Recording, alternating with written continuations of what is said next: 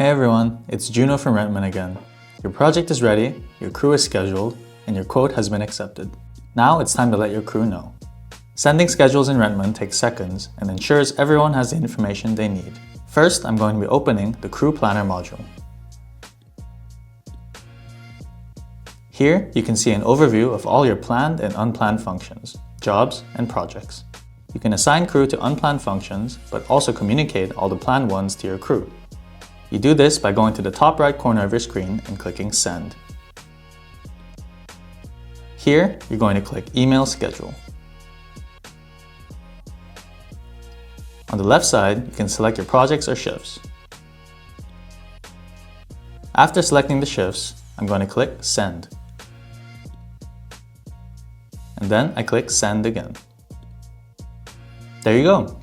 Your crew just received their schedules through their email.